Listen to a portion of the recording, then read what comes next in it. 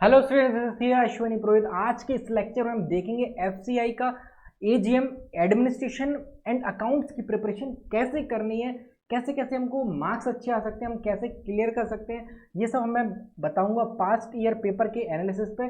Plus मेरे जो दोस्त एफसीआई में एजीएम हैं, करीब 3-4 साल से बने हुए हैं एजीएम अकाउंट्स, तो उनके भी मैंने काफ़ी इनपुट्स लिए हैं कि कैसे उनकी एग्ज़ाम क्लियर हुआ था, क्या चीज़ें उन्होंने फॉलो करी थी, किस किस पॉइंट्स को हमको नोट करना है, क्या चीज़ें हमको नहीं करनी है जो हमको फेलियर की ओर लेके जाता है। हम बार बार इतना सारा पढ़ते हैं फिर भी हम एग्जाम नहीं निकाल पाते, तो क्यों नहीं निकाल पा रहे, ये सब हम इस लेक्चर में डिस्कस करेंगे। और 2015 का पास्ट ईयर पेपर का मैंने पूरा पोस्टमार्टम करके आपको प्रिपरेशन स्ट्रेटेजी बताऊंगा, जो कौन से टॉपिक पर कितना हमको वेट देना है, जो हमें ज़्यादा मार्क्स दिलाए, किस पे कितना टाइम देना है, क्योंकि टाइम मैनेजमेंट सबसे बड़ी बात होती है। अगर हम टाइम मैनेजमेंट सही से नहीं दे पाए तो हमारे मार्क्स कम हो जाते हैं। जो टॉपिक ज़्यादा इंपॉर्टेंट है उसको हमको ज़्यादा टाइम देना चाहिए। आइए हम स्टार्ट करते हैं without wasting a single second.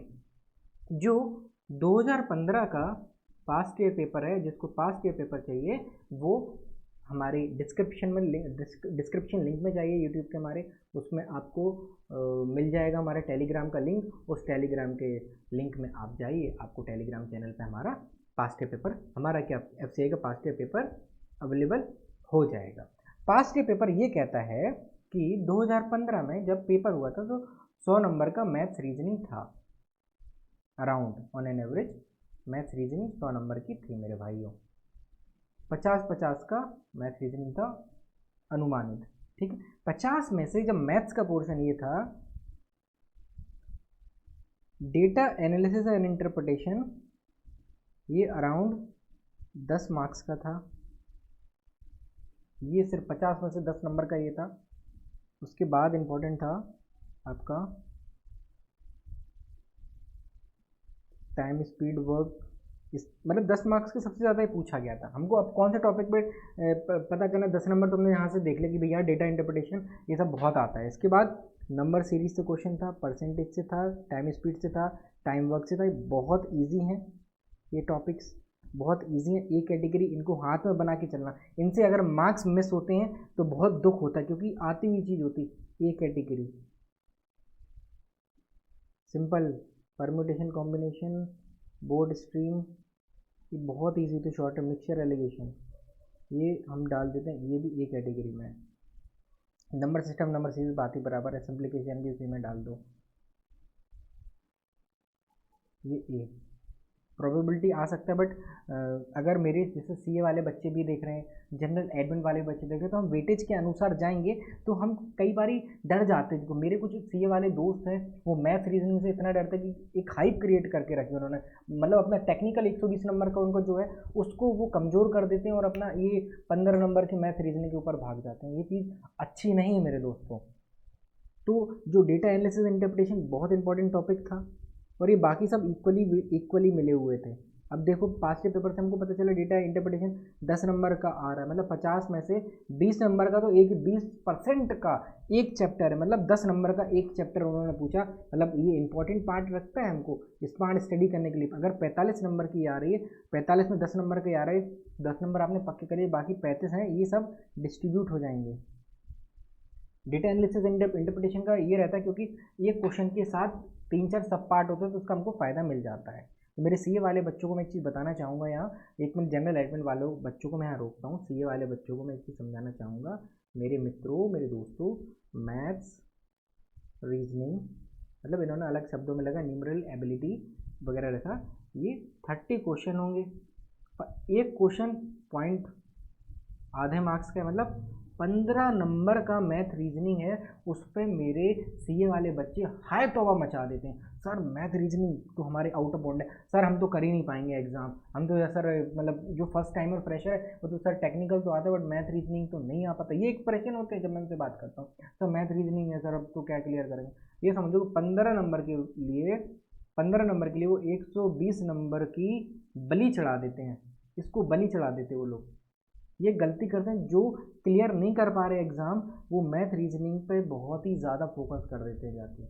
और सबसे बड़ी बात है कि सेक्शनल कट ऑफ नहीं है मेरे दोस्तों, सेक्शनल कट ऑफ नहीं है, नेगेटिव मार्किंग नहीं है। इससे बड़ी चीज़ क्या चाहिए आपको, ओपन एंड करके रख दिया उन्होंने। मैथ रीजनिंग आप देखिए मेरे सी वाले बच्चों, अगर आप ये वाले टॉपिक्स ये और ये 4-5 चैप्टर कर लिए, आपके 15 नंबर में से करीब करीब 8 से 10 नंबर आप लेके आ जाओगे, ईमानदारी से बता रहा हूँ। बाकी सब खाने के चक्कर में छोड़ दो। अगर टाइम नहीं है आपके पास, आपने डेटा एनालिसिस ये कैटेगरी के टॉपिक इतने कर लिए, इसमें आपका काम हो जाएगा मेरे भाई।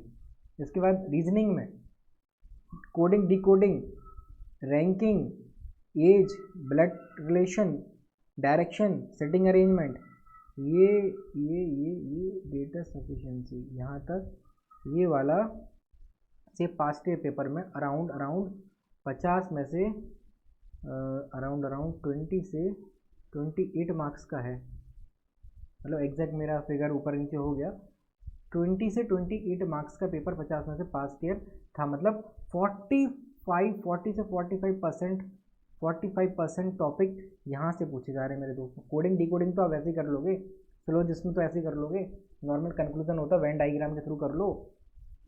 45% सिलेबस यहाँ से हो रहा है। ये वाले बच्चों, ये वाले टॉपिक प्लस ये, इतना कर लो तुम, इतने में तुम्हारा उद्धार हो जाएगा।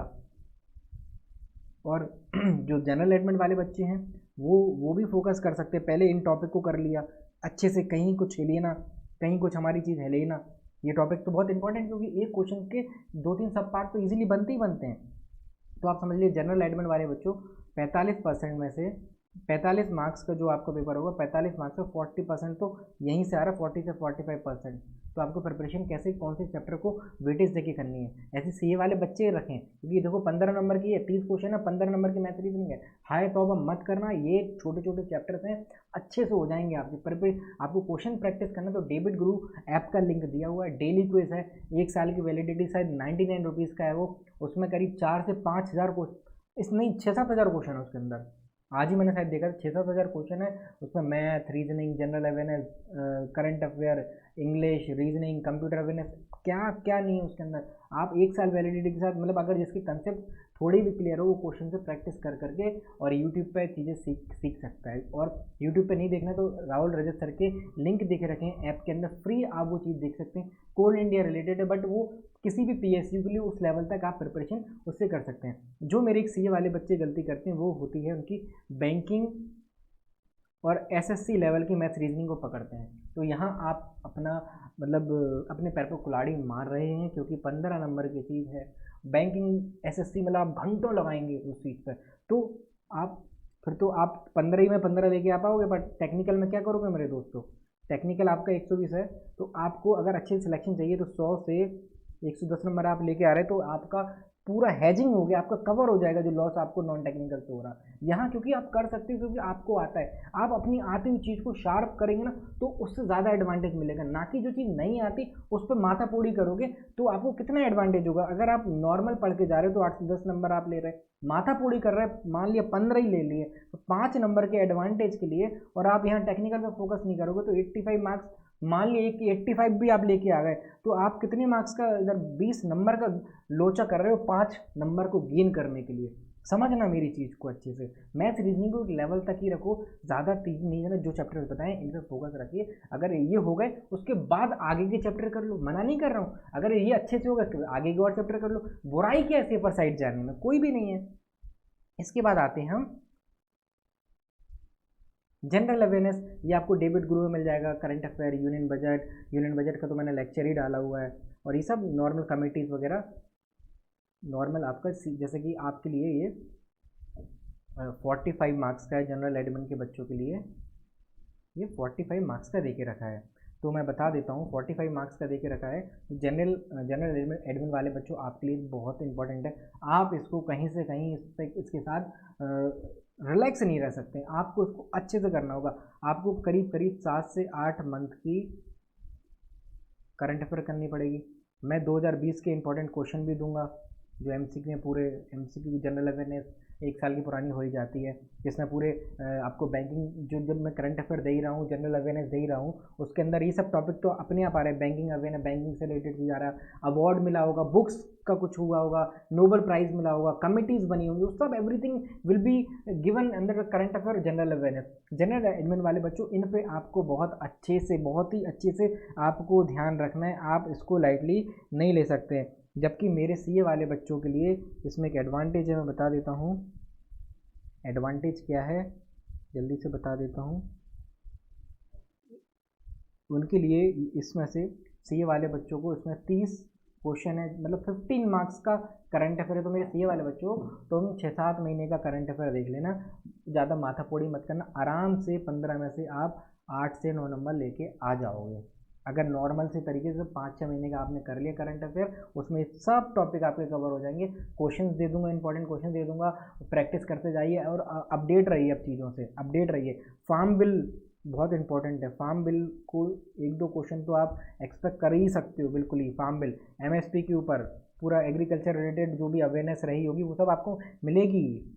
इसके बाद आते हैं हम, जो मेरे चौथा सब्जेक्ट है agriculture economics and computer awareness. एक चीज़ मैं बता देता हूँ, मार्केट में लोग क्या कर रहे हैं, मैनेजमेंट प्लस एग्री के नाम पे डरा रहे, बहुत हैवी है, बहुत ज़्यादा है। मेरे दोस्तों, मेरे एडमिन वाले बच्चों, मेरे अकाउंट्स वाले बच्चों, मेरे दोस्तों, मैं एक चीज़ बता देता हूँ, मैनेजमेंट कोई नहीं डरना। मैनेजमेंट में सिर्फ आपको क्वेश्चन कहाँ दिक्कत करेगी, जहाँ डेफिनेशन पूछेगा। डेफिनेशन क्या मतलब, ये डेफिनेशन किसने दी, like Henry Fayol, Henry Ford, सब होते हैं, किसने भी, इन वाले क्वेश्चन पे आप अटक सकते हैं, क्योंकि ये तो सीधा या तो आएगा या तो नहीं आएगा। आपको नाम पता होना चाहिए, बहुत सारे ऑथर्स हैं, तो यहाँ आपका दिक्कत हो सकती है। दूसरा क्या होता है मैनेजमेंट में, नॉर्मल क्वेश्चन होते हैं, एक कॉमन सेंस अगर आपको वेल मैनेजमेंट का है, एडमिनिस्ट्रेशन वाले बच्चों या अकाउंट्स वाले बच्चों, एक मैनेजमेंट की थोड़ी सी भी नॉलेज है कि भाई कंट्रोलिंग क्या होती है, डायरेक्टिंग के बाद क्या होता है, कंट्रोलिंग होता है, स्टाफिंग का क्या होता है, ऑर्गेनाइजिंग क्या होता है, रिसोर्स इकट्ठे करना, स्टाफिंग क्या होता है, सही पर्सन को चीज़ें लगाना, प्लानिंग क्या होता है, प्लानिंग करने की हमको कैसे चीज़ें वर्क करनी, फ्यूचर एक्शन प्लान लेते हैं, प्लानिंग इज कंटिन्यूस प्रोसेस होता है। इस तरीके से चीज़ें अगर आप कॉमन अंडरस्टैंडिंग से आप आराम से मैनेजमेंट के क्वेश्चन कर लेंगे। जबकि हमारी तान्या जी फैकल्टी है मैनेजमेंट की, वो आपको पूरे क्वेश्चन, पूरे एग्जाम ओरिएंटेड चीज़ें आपको पढ़ाती जाएंगी। और प्लस एग्रीकल्चर, सिर्फ एग्रीकल्चर में आपको दिक्कत थोड़ी सी हो सकती है, सीए वाले बच्चों। तब की मैं इसका शॉर्ट ट्रिक बता देता हूँ आपको, एक शॉर्ट ट्रिक दे देता हूँ। मैनेजमेंट के भी सीए वाले बच्चों आपको 30 क्वेश्चन है, मतलब 15 नंबर की आपको मैनेजमेंट है। तो आप अभी मैं आपको मैनेजमेंट का क्वेश्चन दे दूँ तो आप अराउंड 8 से 9 नंबर सिक्योर कर लोगे, मुझे पता है ये चीज़ मेरे सीए वाले बच्चों, क्योंकि आपको मैनेजमेंट एथिक्स वाली चीज़ें नॉर्मल कर लोगे। मेरे एडमिन वाले बच्चे जो शायद बीएससी वगैरह के थोड़ा सा अंडरस्टैंडिंग में कमी हो, बट वो भी कर लेंगे, ऐसा नहीं कि कुछ ही नहीं कर पाएंगे। तो लोग डरा रहे हैं, लोग हाइप क्रिएट करते हैं। मैनेजमेंट आपको है कि आप सोचो ना, मैनेजमेंट 15 नंबर का है। अब ये नहीं करा सर आप तो 15 करके पूरा खा जाओगे, मैंने कहाँ कहा है, मैंने आपको बताया कि मैथ रीजनिंग को इतना करना है, आपको कंप्यूटर को इतना करना है। कंप्यूटर का भी मैंने बताया, कंप्यूटर का ही आ गया। जैसे कि मैनेजमेंट का 30 क्वेश्चन होंगे मैनेजमेंट एथिक्स के, तो मैनेजमेंट एथिक्स के फंक्शन ऑफ मैनेजमेंट, जैसे ये देखे रखे हैं, ये फंक्शन ऑफ मैनेजमेंट, बहुत छोटे छोटे चैप्टर्स हैं, बहुत बहुत बेसिक अंडरस्टैंडिंग से हो जाएंगे। लोग डराएंगे, आप डरना नहीं। मैंने नोट्स पूरे प्रोवाइड करके रखे हैं डेबिट ग्रुप ऐप में। अगर मैंने एक और चीज़ जनरल एडमिन वाले बच्चों के लिए करी है, एग्रीकल्चर के नोट्स प्लस इसके MCQ ये अपलोड हो रहे हैं, डेली बेसिस में अपलोड कर रहा हूँ इन सब चीज़ों को, प्लस मैनेजमेंट के MCQ, प्लस जितना पॉसिबल होगा लेक्चर आपको प्रोवाइड होंगे। ये सिर्फ मैं 299 में एक सिर्फ एडमिन के लिए 2 सब्जेक्ट दे रहा हूँ कि आपको प्रिपरेशन करना चाहें। लोग से डरे नहीं, लोग 10-10 हज़ार रुपये फीस रखेंगे, आपको डरना नहीं है। आप सेल्फ भी बहुत सारे, मतलब आप गूगल ड्राइव पे आजकल लिंक मिल जाएंगे बुक्स के, वो भी पढ़ सकते हो, बट MCQ शायद ना मिल पाएंगे, तो MCQ यहाँ प्रोवाइड हो जाएंगे। मैनेजमेंट के MCQ भी मिल जाएंगे, मैनेजमेंट की समरी मिल जाएगी। अगर आपको कहीं और से फ्री ऑफ कॉस्ट मिल जाए, या इससे सस्ता मिल जाए, या इससे बेहतर मिल जाए, तो वहाँ भी ले सकते हैं। मैं आपको सिर्फ समझा रहा हूँ, मेरे से ज़रूरी नहीं है मेरे से ही लें, बट ये कि आप डरे ना, लोग आपको डरा रहे हैं एग्रीकल्चर के ऊपर, मैनेजमेंट के ऊपर। डरना नहीं है, बेसिक अंडरस्टैंडिंग से हो जाएगा भाई। सेबी में भी कितना डराया लोगों ने, कितना डराया कि मैनेजमेंट है, क्या है मैनेजमेंट का सेबी में। सेबी जैसे पेपर में मैनेजमेंट का क्या पूछा, नॉर्मल अंडरस्टैंडिंग की क्वेश्चन आई। भाई डराना बंद करो लोगों को, आप अच्छे से पढ़ें। आप ये नहीं कह रहा हूँ शॉर्ट ट्रिक मारें, आप नॉर्मल अंडरस्टैंडिंग बना के रखें। ये सब आपको दे के रखा हम लोगों ने। और फिर अगर कोई भी गाइडेंस है, लाइव सेशन में लेता ही हूँ, रिकॉर्डेड सेक्शन भी मैं लेता हूँ फ्री ऑफ कॉस्ट, आप देख सकते हैं और अपना खुद पढ़ें। बहुत सारा अवेलेबल है रिसोर्स, फ्री ऑफ कॉस्ट डला हुआ है हर जगह।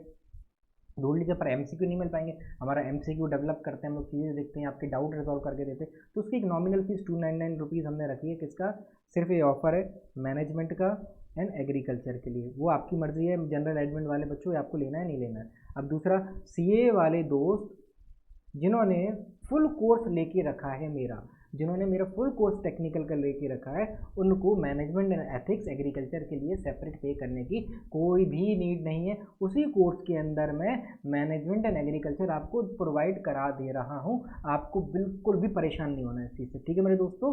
जिन्होंने फुल 6 मंथ वाला लिया है कोर्स मेरा पहले से, जो मेरे पहले भी स्टूडेंट जुड़े हुए पहले के, उनको वो फ्री ऑफ कॉस्ट चीज़ें मिल जाएंगी। तो आपको बिल्कुल भी परेशान नहीं होना है मेरे दोस्तों।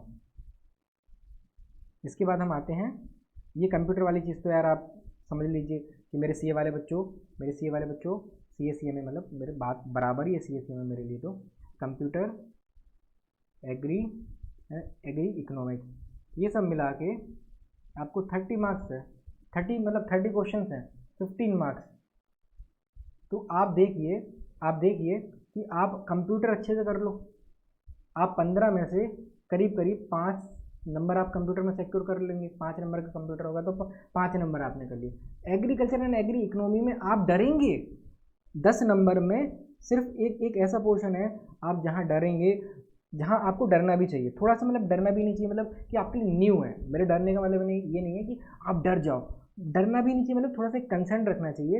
ये चीज़ आती नहीं, ये नहीं करा कि इसके पीछे पढ़ना है। एग्रीकल्चर प्लस इको, इसका ये हमको नहीं आती, और हमको कहाँ ज़्यादा मेहनत करनी पड़ेगी, plus current affair general awareness के लिए इन सीए वाले बच्चों। अब सीए वाले बच्चों आप ध्यान से देखिए, सिर्फ आपको 25 मार्क्स के लिए, नॉन टेक्निकल में 25 मार्क्स के लिए आपको कितना कितना पेनिक आप कर रहे हैं, जबकि पेनिक करने की ज़रूरत नहीं है। आप स्मार्ट स्टडी क्या कर सकते हैं, मिनिमम 35 मार्क्स यहाँ, 110 यहाँ, आपके 145 नंबर यहाँ।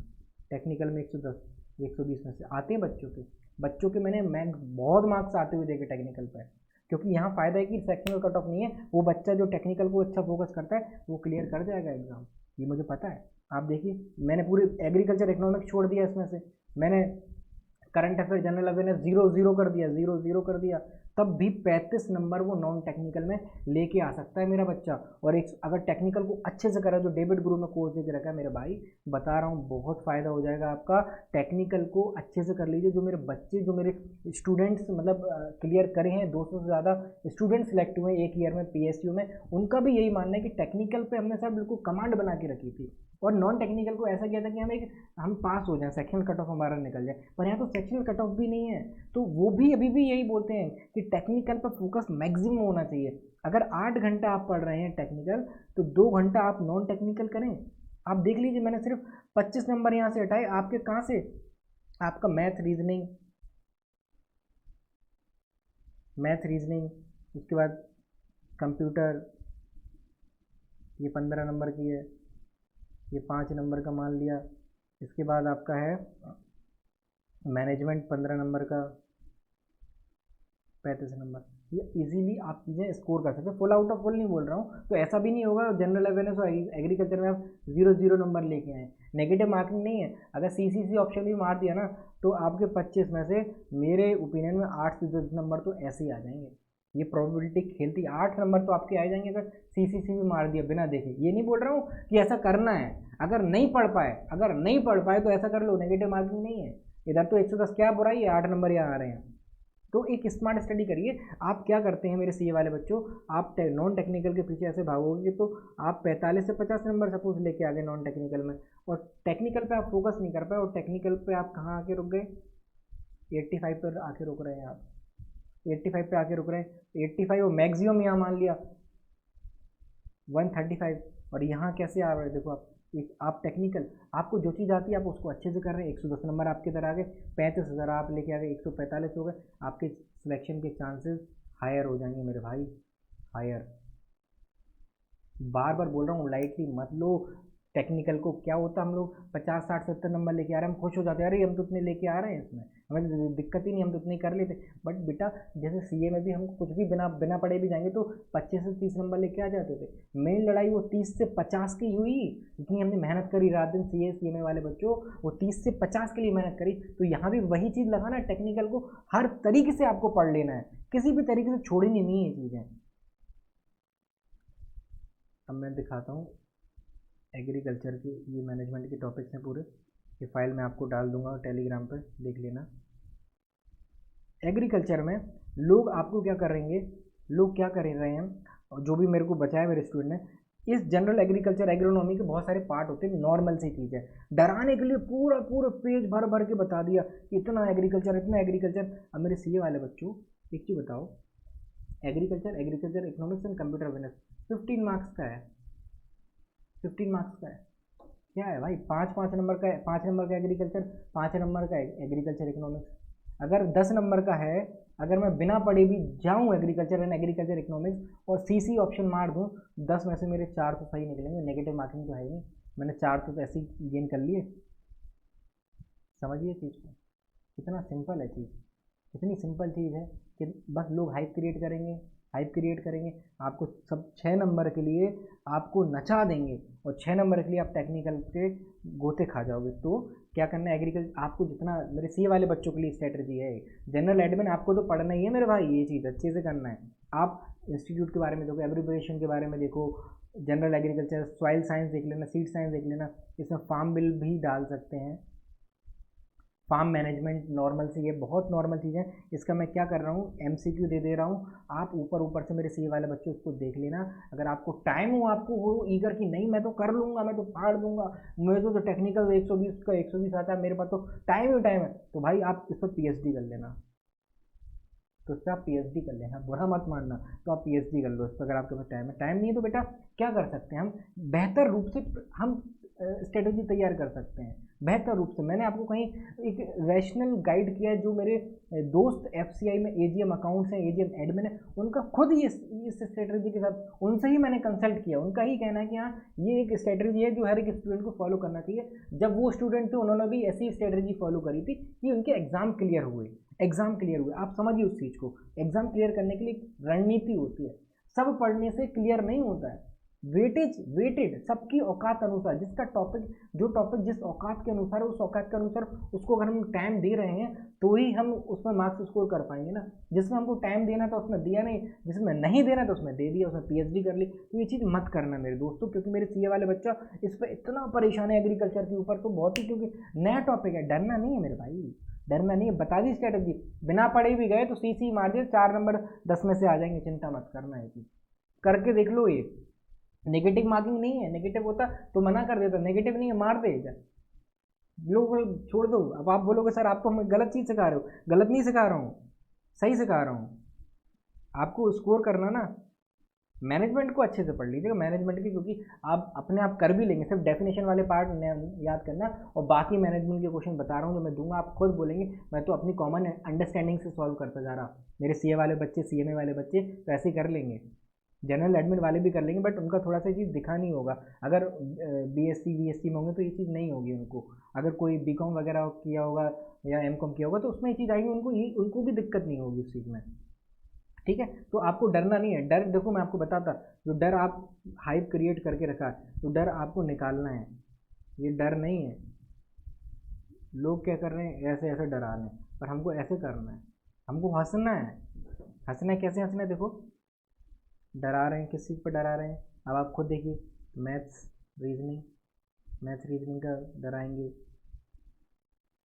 मैथ रीजनिंग पर डराएंगे आपको, एग्रीकल्चर पर डरा रहे, मैनेजमेंट पर डरा रहे।